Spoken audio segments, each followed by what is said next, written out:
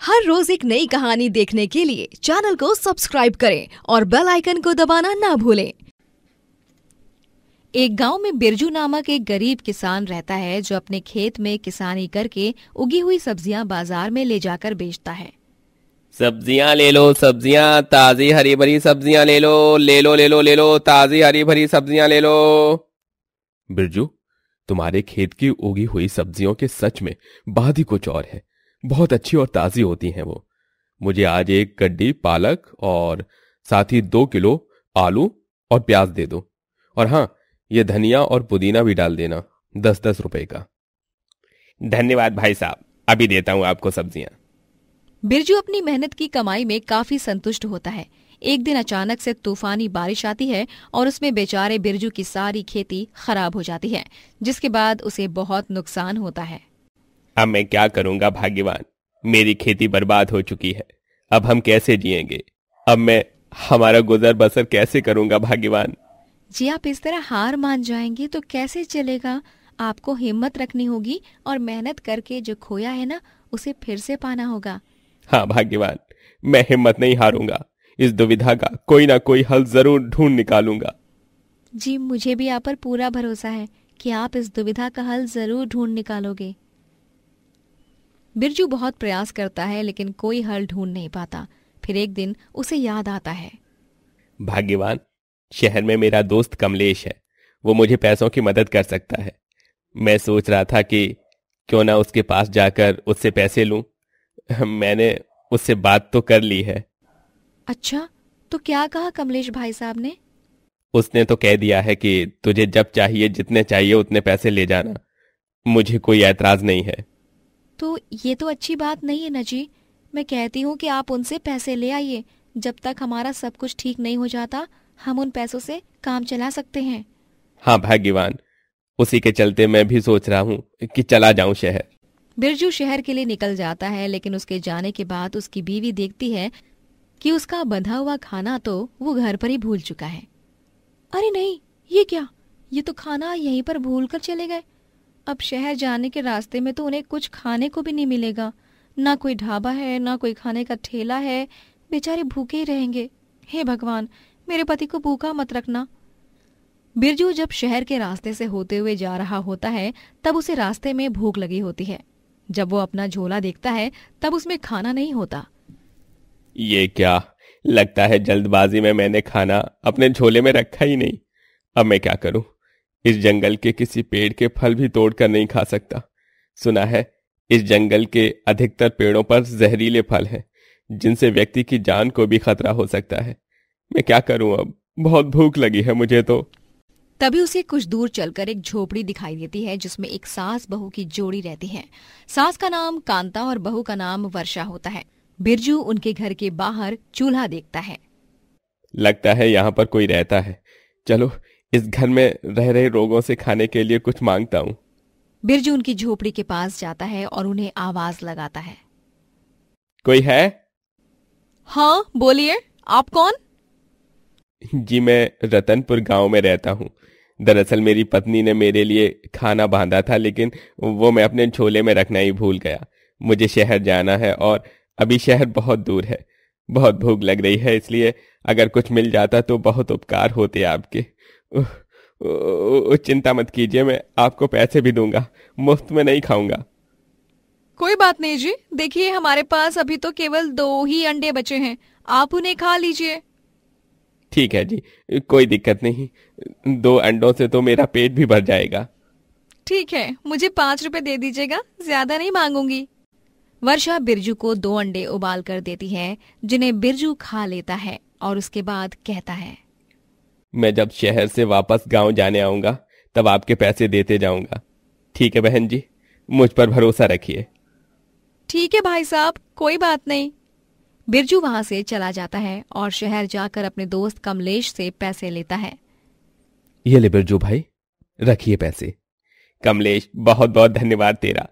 तूने मुझे ये पैसे देकर मुझ पर बहुत बड़ा एहसान किया है। मैं हमेशा तेरा एहसानमंद रहूंगा।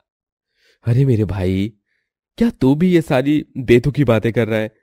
तू मेरे छोटे भाई के जैसा है और मैंने किसी गैर की थोड़ी मदद की है, अपने भाई की ही मदद की है ना। हाँ हाँ कमलेश भाई।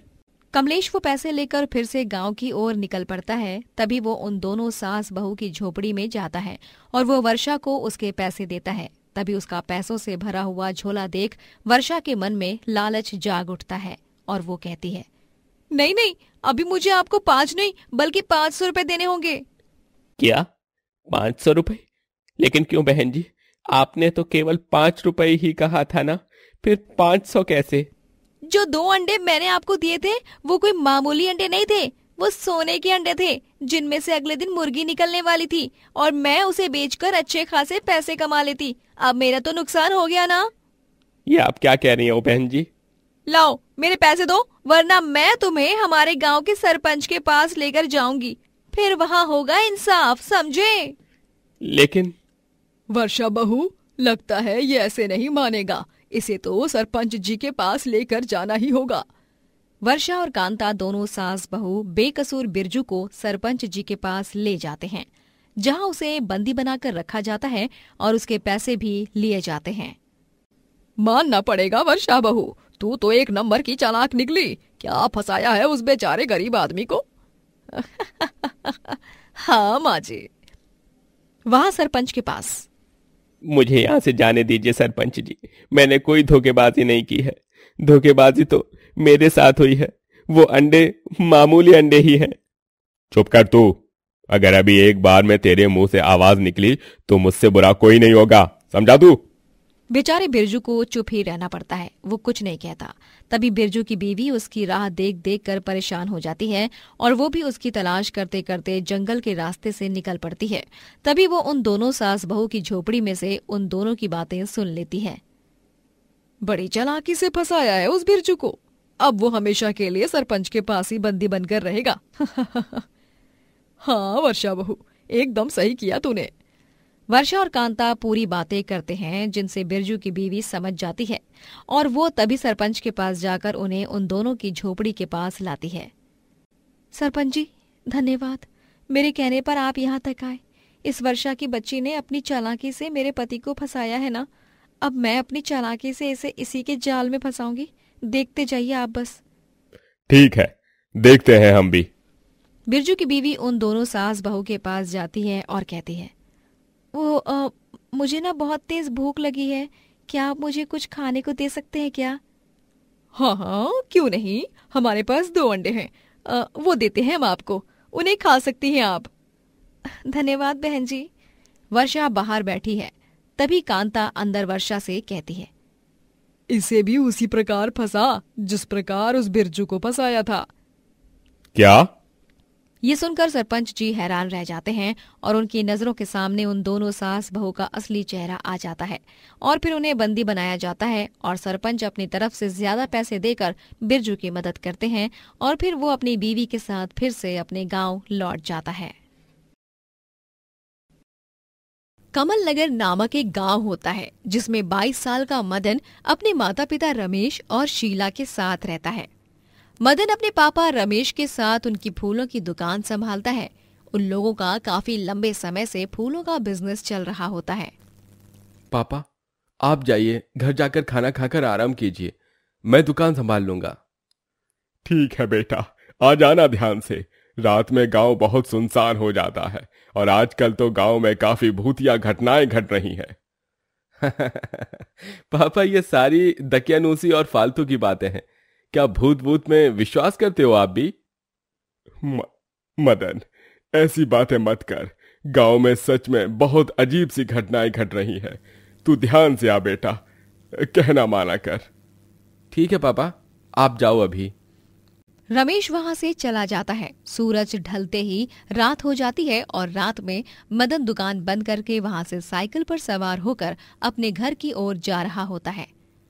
ओफो, अगर मैं इस रास्ते से जाता रहा तो मुझे घर पहुंचने में काफी देर हो जाएगी। माँ आज गर्मा गर्म पूरी सब्जी बना रही हैं, अगर मैं देर से पहुंचा तो मुझे गर्मा गर्म पूरियां खाने नहीं मिल पाएंगी। नहीं, उससे अच्छा यही होगा कि मैं गांव के शॉर्टकट वाले रास्ते से जाऊं जो जंगल से होकर गुजरता है। हाँ, यही सही होगा, मैं जल्दी पहुंच जाऊंगा फिर घर जल्दी पहुंचने की खातिर मदन जंगल से होते हुए उस शॉर्टकट वाले रास्ते से जाता है। तभी अचानक उस जंगल के अंधेरे में उसे एक सफेद साड़ी वाली औरत दिखाई देती है। वो उसे देख हैरान रह जाता है और झट से साइकिल रोक देता है। ये क्या? ये मैंने अभी अभी क्या देखा? वो औरत, वो सफेद साड़ी वाली औरत, यही तो थी अभी। कहाँ गायब हो गई पल भर में? ए भगवान! तभी मदन को एक भूतिया और डरावनी आवाज सुनाई देती है।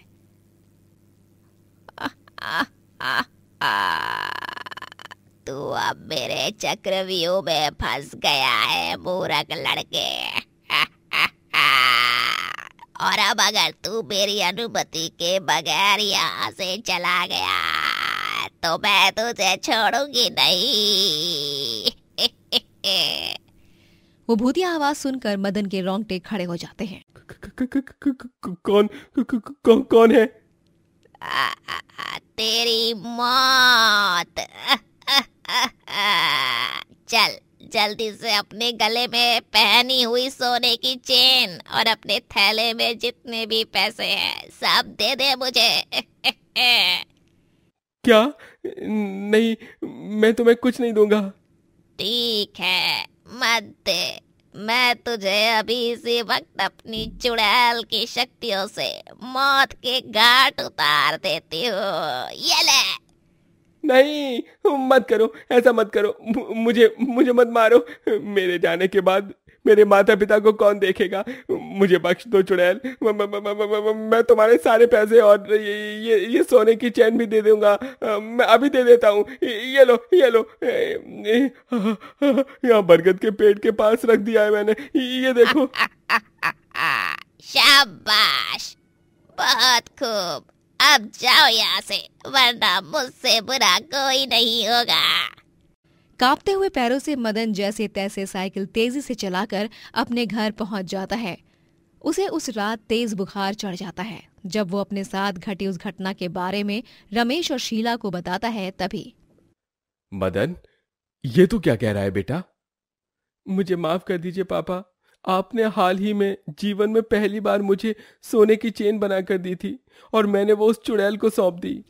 अरे उस सोने की चेन को मार गोली। तेरी जान सही सलामत है, उससे बढ़कर और क्या चाहिए हमें बेटा? तुझे कहा था ना मैंने, संभल कर ध्यान से आना। लेकिन तुझे किसी का कुछ कहाँ सुनना होता है। अब तू घर से बाहर ही नहीं निकलेगा। लेकिन पापा। चुप बैठ तू। तेरे पापा बिल्कुल सही कह रहे हैं। तू अब यहाँ से हिलेगा नहीं, समझा तू? लेकिन ये कैसी जबरदस्ती हुई भला? मदन के माता पिता उसे घर में ही बंद रखते हैं और कहीं जाने नहीं देते। वहीं गांव में अब दिन ब दिन ये भूतिया हरकतें बढ़ने लगती हैं। आए दिन लोग जंगल के उस रास्ते से गुजरने पर उस भूतिया औरत की आवाज सुनते हैं और अपने सारे गहने और पैसे वहां छोड़कर अपनी जान बचाकर निकल जाते हैं। जब गांव के सरपंच को ये बात पता चलती है तब। क्या?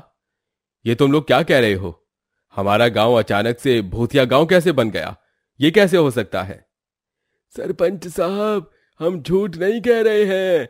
परसों रात मेरी बहन और जीजाजी जंगल के रास्ते से आ रहे थे। एक शादी में जाकर आए थे।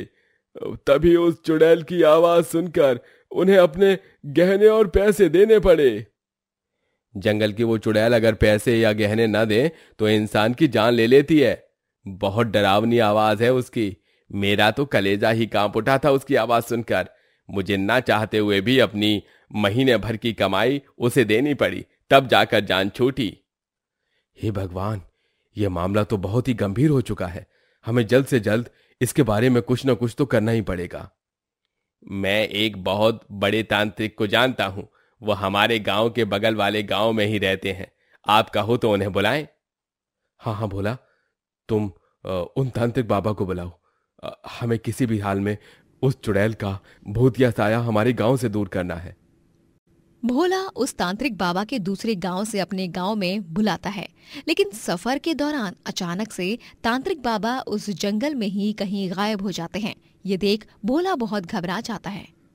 हो ना हो वो चुड़ैल ही तांत्रिक बाबा को अपने साथ ले गई होगी। हाँ, मुझे भी यही लग रहा है, क्योंकि उस चुड़ैल को समझ आ गया होगा कि हम उसे खत्म करने की योजना बना रहे हैं। अब हम क्या करें? अगर यूं हाथ पर हाथ धरे रहे तो वो चुड़ैल और ताकतवर हो जाएगी। फिर बाद में हमें उसे खत्म करना और भी मुश्किल हो जाएगा। अब तो कुछ ऐसा सोचना हो जिससे उस चुड़ैल को हमारे प्लान के बारे में भनक भी न पड़े। बहुत चालाकी से काम करना होगा हमें। सभी गांव वाले बहुत चिंतित हो जाते हैं। वहीं मदन को घर बैठे बैठे बहुत आलस आता है, जिस कारण वो घर के बाहर निकल पड़ता है। और तब वो एक सफेद साड़ी वाली औरत और एक आदमी को एक पेड़ के पीछे बैठकर पैसे गिनते हुए देखता है। उनके पास एक भोंपू भी होता है। वाह वाह वाह, इतने सारे पैसे और गहने हमने कमा लिए। गांव वासियों को लगता है कि ये सब कोई सच की चुड़ैल कर रही है। लेकिन असल में तो ये सब हम दोनों ने किया है, ये किसी को नहीं पता। हाँ जाने मन, तुम तो क्या डरावनी आवाज निकालती हो चुड़ैल की, काबिले तारीफ। धन्यवाद मेरे पतिदेव। चलो चलो जल्दी से पैसे गिनो, फिर हमें अंधेरा होने के बाद उस जंगल के पेड़ के पीछे वापस जाना होगा और अपनी रोज की नाइट ड्यूटी शुरू करनी होगी, लोगों को डरा कर उन्हें लूटने की। सही कहा। किसी को तो यह भी नहीं पता कि उस तांत्रिक को हमने ही किडनैप किया है। ये क्या? इसका मतलब गांव के जंगल में जो भूतिया घटनाएं हो रही हैं, उस सब के पीछे इन दोनों चोर मियां बीवी का हाथ है। अब मैं इन दोनों को नहीं छोड़ूंगा, ये दोनों गए अब। मदन तुरंत सरपंच और गांववासियों को वहां लाता है और सबके सामने उन दोनों चोर मियां बीवी का पर्दाफाश हो जाता है, जिसके बाद उन्हें पुलिस गिरफ्तार करके ले जाती है और उन्हें उम्र कैद की सजा मिलती है। तांत्रिक बाबा उन दोनों की कैद से आजाद हो जाते हैं। मदन बेटा, तुमने उन दोनों चोरों को पकड़कर बहुत अच्छा किया और इसी के चलते मैं तुम्हारा आदर सम्मान के साथ सत्कार करूंगा। धन्यवाद सरपंच साहब। सरपंच मदन का सत्कार करते हैं और उसे 1 लाख रुपए का इनाम भी दिया जाता है, जिसके बाद वो गांव अब भूतिया गांव नहीं रहता और सभी गांववासी चैन से अपना जीवन यापन करने लगते हैं। दोस्तों, अगर आपको ये कहानी पसंद आई तो लाइक करें, शेयर करें और कमेंट करके बताएं कि कहानी में आपको सबसे अच्छा क्या लगा।